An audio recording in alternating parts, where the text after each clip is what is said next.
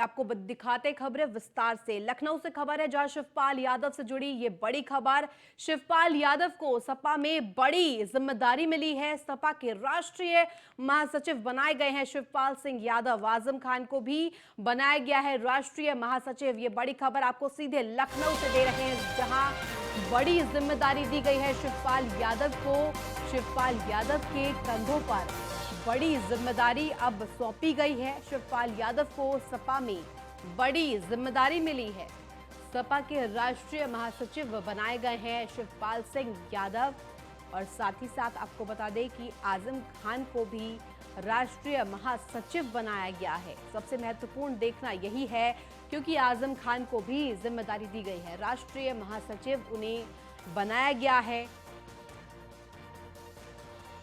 और ज्यादा जानकारी के साथ हमारे संवाददाता एसके वाजपेयी हमारे साथ जुड़ गए। एसके, क्योंकि ये बड़ी खबर लखनऊ से सीधे जहां शिवपाल सिंह यादव को बड़ी जिम्मेदारी दी है, उन्हें बनाया गया महासचिव और ऐसे में आजम खान को भी राष्ट्रीय महासचिव की जिम्मेदारी दी गई है। किस तरह से ले रहे हैं इस खबर को?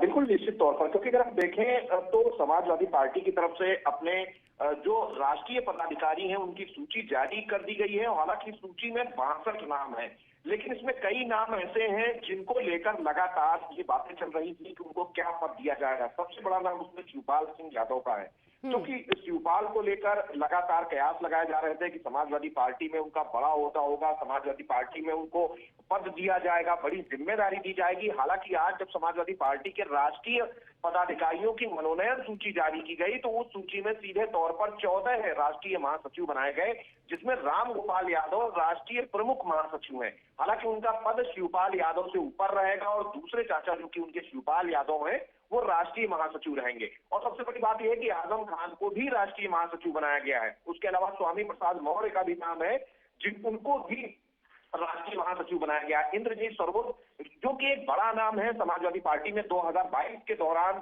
वो शामिल हुए थे, उनको भी राष्ट्रीय महासचिव बनाया गया है। लालजी यादों में रहने के बावजूद भी स्वामी प्रसाद मौर्य को बड़ी जिम्मेदारी दी गई है। राष्ट्रीय महासचिव के पद पर उन्हें जिम्मेदारी दी गई है। किस तरह से सपा की रणनीति देख रहे हैं आप? बिल्कुल निश्चित तौर पर एक कोशिश की गई है सामंजस्य बिठाने की। खास तौर पर वो नेता जो दूसरी पार्टियों से छोड़कर समाजवादी पार्टी में आए हैं उनको एडजस्ट करने की कोशिश की गई है, क्योंकि प्रगतिशील समाजवादी पार्टी के राष्ट्रीय अध्यक्ष और शिवपाल यादव के अखिलेश यादव के चाचा शिवपाल यादव भी इसमें राष्ट्रीय महासचिव बनाए गए हैं। हालांकि इसमें बलराम यादव हो, स्वामी प्रसाद मौर्य हो, क्योंकि भारतीय जनता पार्टी छोड़कर समाजवादी पार्टी में आए हैं, उसके अलावा चाहे वो इंद्रजीत सरोज हो, उसके लालजी वर्मा हो, रामचंद्र राजभर हो, ये वो नाम है जो दूसरी पार्टियों से छोड़कर समाजवादी पार्टी में आए हैं। ज्यादातर नेताओं को राष्ट्रीय महासचिव का पद दिया गया है। सीधे तौर पर एक कोशिश सामंजस्य बिठाने की गई है। और खास तौर पर हम देखें तो 2024 के इलेक्शन से पहले एक मैसेज देने की कोशिश की गई कि जो भी ऐसे नेता जो समाजवादी पार्टी में आ रहे हैं, पार्टी उनको सम्मान देगी और उनको जो भी पद उनके लिए मुफीद है वो पद उनको दिया जाएगा। हालांकि लगातार अपने बयानों को लेकर स्वामी प्रसाद मौर्य सुर्खियों में है और उनके बयान की लगातार निंदा भी हो रही है, लेकिन बावजूद इसके समाजवादी पार्टी के राष्ट्रीय पदाधिकारियों की सूची में राष्ट्रीय महासचिव का पद स्वामी प्रसाद मौर्य को दिया गया है। तो सीधे तौर पर एक चीज तो साफ है कि स्वामी प्रसाद मौर्य के जो भी बयान है उससे इत्तेफाक सपा के राष्ट्रीय अध्यक्ष रख रहे हैं और यही एक वजह है कि उनको राष्ट्रीय महासचिव की सूची में शामिल किया गया है। सीधे तौर पर 2024 से पहले समाजवादी पार्टी ने अपने संगठन को मजबूत किया है और इस मनोनयन सूची में जिसमें कुल 62 नाम है उसमें कहीं न कहीं उन नेताओं को ज्यादा तरजीह देने की कोशिश की गई है जो कि दूसरी पार्टियों से समाजवादी पार्टी में आए हैं, चाहे वो भारतीय जनता पार्टी से आए हुए नेता हो या फिर बीएसपी से जो नेता समाजवादी पार्टी में शामिल हुए थे। जी एसके, क्योंकि 14 लोगों को राष्ट्रीय महासचिव बनाया गया है और ऐसे में आपसे समझना चाहूंगी क्योंकि शिवपाल सिंह यादव से लगातार जैसे खबरें सामने आ रही थी कि डिफरेंसेस अखिलेश यादव के थे, तो क्या अब इसके बाद ये डिफरेंसेस खत्म होते हुए आपको दिखाई दे रहे हैं? बिल्कुल सीधे तौर पर अगर हम देखें तो समाजवादी पार्टी ने इस सूची के जरिए वो सारे समीकरण साधने की कोशिश की है जो कि लंबे समय से बिगड़े हुए चले आ रहे थे, जिसमें चाहे वो उनके चाचा शिवपाल यादव हो, क्योंकि जिस तरीके के परिणाम उत्तर प्रदेश के उपचुनाव में आए हैं वो जरूर समाजवादी पार्टी के लिए उत्साहित करने वाले हैं। यही वजह है कि अखिलेश यादव की तरफ से अपने चाचा, जिसके लिए उन्होंने वादा भी चुनाव परिणाम के दौरान किया था कि वो उनके सम्मानजनक पद उनको देंगे, तो कहीं ना कहीं एक सम्मानजनक पद देकर उनको भी एडजस्ट करने की कोशिश सपा सुप्रीमो अखिलेश यादव की तरफ से की गई है। दूसरा, अगर हम इसमें बड़े नामों की बात करें तो इसमें सीधे तौर पर वो सभी नाम शामिल किए गए हैं, चाहे वो तेज प्रताप यादव हो, अक्षय यादव हो, धर्मेंद्र यादव हो, जो कि समाजवादी परिवार के ही हिस्सा है। और कोशिश की गई है कि उन सभी को, चाहे वो राम गोविंद चौधरी हो, उन सभी को इसके जरिए एडजस्ट किया जाए और एक मैसेज भी दिया जाए कि समाजवादी पार्टी उन सभी नेताओं का सम्मान कर रही है जो कि उनकी पार्टी में आ रहे हैं या पार्टी के लिए काम कर रहे हैं। हालांकि इसका कितना फायदा समाजवादी पार्टी को मिलेगा ये तो आने वाला वक्त बताएगा, लेकिन जिस तरीके से बयान स्वामी प्रसाद बिल्कुल मौर्य एसके, और इसी अभी तर्ज हाल पर में आपसे आए एक हैं। और सवाल करना चाहूंगी कि जिस तरह से बीजेपी की तैयारी है, बीजेपी लगातार बैठकों का दौर एक तरह से चल गया है बीजेपी के पाले में, और ऐसे में अब सपा की तरफ से भी तैयारियों जो की जा रही है लगातार, उसमें भी निर्देशित किया जा रहा है, लगातार जिम्मेदारी दी जा रही है लोगों को। तो क्या अब ये जो मोदी लहर आई थी, और खास तौर पर बात करें तो सूबे में जो सबसे बड़ा सूबा उत्तर प्रदेश है, उसमें जिस तरह से योगी की लहर है, उसको क्या ये मात दे पाएगी? बिल्कुल सीधे तौर पर अगर हम देखें तो एक रणनीति बनाने की कोशिश समाजवादी पार्टी की तरफ से जरूर की गई है। और सबसे बड़ी बात यह है कि चाहे वो शिवपाल यादव हो, आजम खान हो, राम गोविंद चौधरी हो, रामचंद्र राजभर हो, लालजी वर्मा हो, या दूसरे जो बड़े नेता हैं, उनको एडजस्ट करने की कोशिश की गई है। माना जाता है कि वो संगठन में अच्छा अनुभव रखते हैं और लंबे समय तक संगठन में काम करते रहे हैं। उनको 2024 से पहले समाजवादी पार्टी ने संगठन में बड़े पद देकर आने वाले समय के लिए कहीं न कहीं अपनी रणनीति को साधने की कोशिश की है और कोशिश की है कि संगठन में ऐसे लोगों को जगह दी जाए जिससे कि समाजवादी पार्टी 2024 के इलेक्शन में बेहतर परफॉर्मेंस कर सके। क्योंकि ये जितने भी नाम हैं, चाहे वो शिवपाल हो, आजम हो, या फिर लालजी वर्मा जैसा नाम हो, रामचंद्र राजभर जैसा नाम हो, ये नाम कहीं न कहीं जाने जाते हैं कि संगठन में बेहतर अनुभव रखते हैं, क्षेत्र की बेहतर जानकारी रखते हैं, क्षेत्रीय और जातीय समीकरण बैठाने के लिए इन लोगों के नाम जाने जाते हैं। तो उनको पार्टी संगठन में पद देकर एक कोशिश की गई है कि उस समीकरण को साधा जाए, उनके जो अनुभव है उनका फायदा 2024 के इलेक्शन में लिया जाए। हालांकि इन सारी चीजों का फायदा कितना होगा ये तो आने वाले निकाय चुनाव और 2024 के लोकसभा चुनाव में पता चलेगा, लेकिन कहीं न कहीं समाजवादी पार्टी ने एक एडजस्टमेंट करने की, एक समीकरण बैठाने की कोशिश जरूर इस माध्यम से की है। ऐसे क्योंकि बीजेपी भी लगातार जिलावार तरीके से जिले स्तर पर, बूथ स्तर पर पार्टी को मजबूती दिलाने की ओर कार्य कर रही है, और ऐसे में इसी तर्ज पर सपा भी अब एक तरह से कवायद करती हुई दिखाई दे रही है। आपसे जानना चाहूंगी, क्योंकि जो ये 14 राष्ट्रीय महासचिव की जिम्मेदारी लोगों को दी गई है, क्या क्या वो नाम है? क्योंकि 3 नाम तो सबसे महत्वपूर्ण इसमें सामने आए हैं, शिवपाल सिंह यादव का, आजम खान का और स्वामी प्रसाद मौर्य का। अन्य कौन से नाम है? बिल्कुल, अगर हम इसमें बात करें खास तौर पर जो 14 राष्ट्रीय महासचिव बनाए गए हैं, जिसमें राम गोपाल यादव को राष्ट्रीय प्रमुख महासचिव बनाया गया है, आजम खान जो कि रामपुर से आते हैं, समाजवादी पार्टी के बड़े मुस्लिम चेहरा हैं, उनको भी राष्ट्रीय महासचिव बनाया गया। शिवपाल यादव जो कि अखिलेश यादव के चाचा हैं, साथ ही साथ अगर हम देखें तो रवि प्रकाश वर्मा, बलराम यादव, स्वामी प्रसाद मौर्य भारतीय जनता पार्टी छोड़कर समाजवादी पार्टी में शामिल हुए थे, विशंबर प्रसाद निषाद हैं, अवधेश प्रसाद हैं, इंद्रजीत सरोज हैं, राम जी लाल सुमन है, लालजी वर्मा है, रामचंद्र राजभर, ये वो नेता हैं जो कि बीएसपी छोड़कर समाजवादी पार्टी में शामिल हुए थे। और साथ ही साथ उन सभी नेताओं को भी इस जरिए एडजस्ट करने की कोशिश की गई है जो लगातार समाजवादी पार्टी से जुड़े रहे, समाजवादी पार्टी के लिए काम करते रहे, जिसमें सपा सुप्रीमो अखिलेश यादव के परिवार के, चाहे वो धर्मेंद्र यादव हो, चाहे वो अक्षय यादव हो, चाहे वो तेज प्रताप यादव हो, उनको भी एडजस्ट करने की कोशिश जरूर इस लिस्ट के माध्यम से की गई है। और अखिलेश यादव ने अपने चाचा के साथ ही अपने भाई को भी एडजस्ट करने की कोशिश इस सूची के माध्यम से की है। तो सीधे तौर पर एक परिवार की एकता दिखाने की कोशिश भी समाजवादी पार्टी ने इस सूची के माध्यम से की है।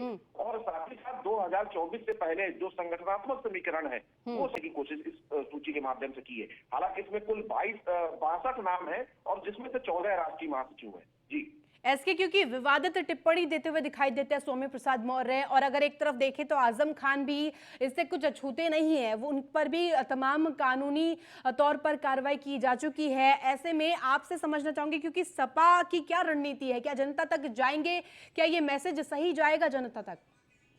अब बिल्कुल सीधे तौर पर जहां लगातार स्वामी प्रसाद मौर्य के बयान का विरोध हो रहा है, स्वामी प्रसाद मौर्य के बयान को लेकर लगातार उनकी निंदा हो रही है। बीजेपी लगातार सपा सुप्रीमो अखिलेश यादव को घेरने की कोशिश कर रही है। हालांकि समाजवादी पार्टी की तरफ से कोई आधिकारिक तौर पर स्वामी प्रसाद मौर्य के बयान को लेकर उसके पक्ष में या उसके विपक्ष में कोई बयान नहीं जारी किया गया है, ना ही कोई स्पष्टीकरण दिया गया है। लेकिन ये सूची स्पष्ट तौर पर बता रही है कि सपा सुप्रीमो अखिलेश यादव का समर्थन सीधे तौर पर स्वामी प्रसाद मौर्य को है, क्योंकि जिस तरीके से वो लगातार बयान दे रहे हैं, बावजूद इसके राष्ट्रीय महासचिव की सूची में उनका नाम शामिल है, जो कि पार्टी में एक बड़ा पद होता है, तो सीधे तौर पर कहीं न कहीं उनके बयानों से वो इत्तेफाक रखते हैं। यही वजह है कि जिन बयानों को लेकर लगातार वो सवालों के घेरे में है, लगातार उन पर हमले हो रहे हैं, लगातार उन पर कार्रवाई की मांग विभिन्न संगठनों की तरफ से उठ रही है। ऐसे समय में उनको इतना बड़ा पद देना कहीं न कहीं स्पष्ट करता है कि समाजवादी पार्टी पूरी तरीके से स्वामी प्रसाद मौर्य और उनके बयानों के साथ खड़ी है। ऐसे क्योंकि रामगोपाल यादव को भी महत्वपूर्ण जिम्मेदारी दी गई है, उनकी भूमिका क्या कुछ रहेगी, पार्टी की आगे की जो रणनीति रहेगी उसमें? बिल्कुल सीधे तौर पर हम देखें तो रामगोपाल यादव पहले भी राष्ट्रीय महासचिव समाजवादी पार्टी के रहे हैं।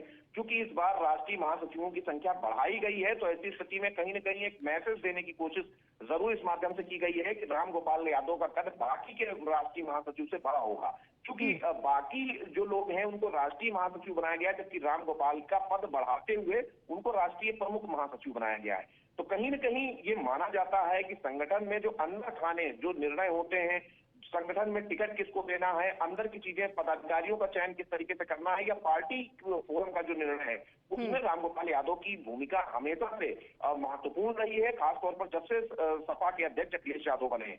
तो कहीं न कहीं उनके पद को बरकरार रखा गया, बल्कि उनको आगे बढ़ाया गया है, उनको बड़ा पद दिया गया है, ताकि बाकी के जो पदाधिकारी हैं वो उनके दिशा निर्देश मानते रहे और उनका दिशा निर्देश लगातार चलता रहे। इस सूची से एक चीज स्पष्ट होती है कि रामगोपाल यादव कहीं न कहीं ज्यादा ताकतवर समाजवादी पार्टी में दिखाई देते हैं, अगर हम अखिलेश यादव के बात करें।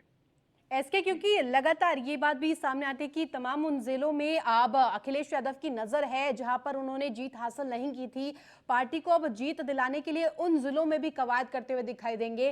तमाम जिले उत्तर प्रदेश के उनका मुआयना भी करेंगे खुद अखिलेश यादव। और ऐसे में क्या रणनीति आपको नजर आई 2024 में, क्या कुछ नतीजे आ सकते हैं? बिल्कुल सीधे तौर पर हम देखें तो अखिलेश यादव मार्च के महीने से उत्तर प्रदेश की सभी 80 लोकसभा सीटों में भ्रमण के लिए निकलेंगे, जिसमें कोशिश होगी कि अखिलेश यादव सभी 80 की 80 लोकसभा सीटों पर पहुंचकर वहां के पार्टी पदाधिकारियों के साथ बैठक करें, वहां के लोगों से मुलाकात करें, वहां की समस्याओं को जानें, जिसको लेकर अखिलेश यादव के प्रोग्राम को लेकर लगातार समाजवादी पार्टी अपनी कवायद कर रही है, कोशिश कर रही है कि इस अखिलेश यादव के दौरे के जरिए से एक मैसेज दिया जाए, जिसको लोगों तक पहुंचाने की कोशिश की जाए। हालांकि इन सभी चीजों को लेकर एक कोशिश जरूर समाजवादी पार्टी की होगी कि 2024 के लोकसभा चुनाव में बेहतर परफॉर्मेंस हो, क्योंकि 2019 में जब उत्तर प्रदेश में लोकसभा चुनाव हुआ था, उस दौरान समाजवादी पार्टी और बीएसपी का गठबंधन था। हालांकि उस दौरान बीएसपी 10 सीटें पाने में कामयाब रही थी और सपा को 5 सीटों से संतोष करना पड़ा था। अब इस बार क्योंकि समाजवादी पार्टी अपने दूसरे सहयोगियों के साथ लड़ रही है, तो ऐसी स्थिति में ये देखना खासा महत्वपूर्ण होगा कि आखिर सपा सुप्रीमो अखिलेश यादव की इन दौरों से कितना फायदा समाजवादी पार्टी को मिलता है, जब वो अपने दूसरे सहयोगियों के साथ चुनाव मैदान में हो। हालांकि इस दौरान आरएलडी भी उनके साथ होगी, साथ ही साथ अपना दल कमेरावादी भी उनके साथ होगा, और दूसरे जो दल वो लेकर साथ चल रहे हैं वो भी इस दौरान उनके साथ होंगे। तो एक कोशिश जरूर अखिलेश यादव कर रहे हैं, जहां भारतीय जनता पार्टी पूरी रणनीति के साथ सरकार और संगठन स्तर पर तैयारियों में लगी हुई है, और लगातार समाजवादी पार्टी को किस तरीके बिल्कुल एसके, हमारे साथ सपा के प्रवक्ता भी जुड़ गए अनूप, आपका बहुत बहुत स्वागत है न्यूज़ वन इंडिया पर। अनूप, जिस तरह से सपा की ये बड़ी खबर सामने आई है कि 14 राष्ट्रीय महासचिव घोषित कर दिए हैं, जिम्मेदारी दे दी है उन्हें अलग अलग जगहों की और बूथ स्तर पर पार्टी को मजबूत करने की, मिशन 2024 पर लगातार सपा की तैयारियां अब एक तरह से देखी जा रही है, किस तरह से देख रहे हैं इस जिम्मेदारी को और ये जो जिम्मेदारी दी गई है तमाम उन लोगों को? देखिए, समाजवादी पार्टी के पास कार्यकर्ताओं की एक लंबी और भरोसेमंद फौज है, जो लगातार क्षेत्र में काम करती रहती है। और जैसे माननीय शिवपाल जी सिंह यादव जी हैं, तो हमारे जो भी महासचिव बनाए गए हैं वो सभी अनुभव उनका बहुत ही विशाल है, बहुत विराट अनुभव है, और उन लोगों का जमीनी जुड़ाव और कार्यकर्ताओं से व्यक्तिगत स्तर पे भी जुड़ाव है। तो उन लोगों के अनुभवों का फायदा उठाते हुए, उनके जनाधार का फायदा उठाते हुए, जहां एक तरफ हमारे कार्यकर्ताओं को प्रेरणा मिलेगी और बेहतर ढंग से काम करने की। वहीं दूसरी तरफ भारतीय जनता पार्टी की सरकार की जो जनविरोधी नीतियां हैं, उसकी जो तानाशाही और अराजक सरकार है, उसकी सच्चाई को भी जनता के सामने हम लोग खोलने में कामयाब होंगे। हमारे सारे महासचिव और माननीय शिवपाल सिंह यादव जी के बारे में तो कहना ही क्या है। अनूप जी, आपसे जानना चाहूंगी, क्योंकि स्वामी प्रसाद मौर्य को भी महत्वपूर्ण जिम्मेदारी दी गई है, लगातार विवादों में वो रहे हैं, तो क्या आपका जनता को मैसेज सही जाएगा? क्या इससे आप जीत हासिल करना चाहते हैं उनके जरिए? देखिए, स्वामी प्रसाद मौर्य जी पिछले वर्ग के एक बहुत ही वरिष्ठ और अनुभवी नेता हैं और उनका व्यापक जनाधार है। जहां तक विचारों का सवाल है, तो लोकतंत्र में और हमारी सनातन परंपरा में भी अपने विचारों की अभिव्यक्ति के लिए हमेशा स्वतंत्रता रही है। ये जो धर्म की नई व्याख्या भारतीय जनता पार्टी और संघ परिवार द्वारा की जा रही है, उसमें असहमति को स्वीकार करने की कोई गुंजाइश नहीं है। तो ये हमारी पार्टी ने स्वामी प्रसाद मौर्य जी को ये जिम्मेदारी दी है और इस आशा से दी है कि वो अपने अनुभवों का लाभ देते हुए जहां एक तरफ कार्यकर्ताओं को प्रेरित करेंगे और पूरी तरीके से हम लोग इस बात को मानते हैं कि जहां कहीं भी अन्याय और अत्याचार हो रहा और उसके खिलाफ कोई आवाज उठे, तो उस आवाज को उठाने वाले व्यक्ति को पुरस्कृत किया जाना चाहिए, ना कि उसके साथ कोई गलत काम होना चाहिए। बिल्कुल अनूप, तो ऐसे में क्या माना जाए कि आप स्वामी प्रसाद मौर्य के जो बयान है, जो उन्होंने टिप्पणी की है, उसका समर्थन कर रहे हैं? देखिए, टिप्पणी का समर्थन या विरोध का सवाल नहीं है। हाँ। देखिए, उनकी व्यक्तिगत टिप्पणी थी, ये माननीय शिवपाल यादव जी ने भी कहा और हमारे वरिष्ठ नेताओं ने कहा। लेकिन हम कोई स्वामी प्रसाद मौर्य जी के महत्व को भी नकार नहीं सकते हैं। यही स्वामी प्रसाद मौर्य जी 2 साल पहले भाजपा में थे, तब भारतीय जनता पार्टी के लिए मान्य थे। आज भारतीय जनता पार्टी को उनसे ऐतराज हो रहा है। तो स्वामी प्रसाद मौर्य जी की उस बात के प्रति हमारी पार्टी ने जो अपनी लाइन थी वो पहले स्पष्ट कर दी है। लेकिन उसके बदले में अगर भारतीय जनता पार्टी हमको डिक्टेट करे कि सजा देनी चाहिए कि नहीं देनी चाहिए, तो वो हम भारतीय जनता पार्टी के इशारों पे थोड़ी ना काम करेंगे। ठीक है अनूप जी, बहुत बहुत शुक्रिया तमाम जानकारी देने के लिए, न्यूज़ वन इंडिया पर आने के लिए। और इसी के साथ बीजेपी के प्रवक्ता राकेश त्रिपाठी ने क्या कुछ कहा है, आपको सुनवाते हैं। आखिरकार स्वामी प्रसाद मौर्य को श्री रामचरितमानस के अपमान करने का आज परिणाम समाजवादी पार्टी ने दे दिया है। कहां अपेक्षा की जा रही थी कि स्वामी प्रसाद मौर्य के इस अपराध के लिए समाजवादी पार्टी उन्हें दंड देगी, वहां समाजवादी पार्टी ने उन्हें महासचिव बना करके आज प्रोत्साहित किया है, पुरस्कृत किया है। समाजवादी पार्टी की रणनीति का हिस्सा है कि उत्तर प्रदेश में कैसे जातीय संघर्ष उत्पन्न किए जाए, कैसे सांप्रदायिक सद्भाव बिगाड़ा जाए। राष्ट्रीय महासचिव बना करके ये स्पष्ट संदेश दे दिया है कि उत्तर प्रदेश में जो जितना जहरीला बयान देगा, जो सांप्रदायिक सद्भाव को बिगाड़ने का प्रयास करेगा, सपा में उसका उत्तर स्थान उतना ही ऊंचा। तो इसी के साथ फिलहाल इस बुलेटिन में बस इतना ही। आप देखते रहिए न्यूज़ वन इंडिया।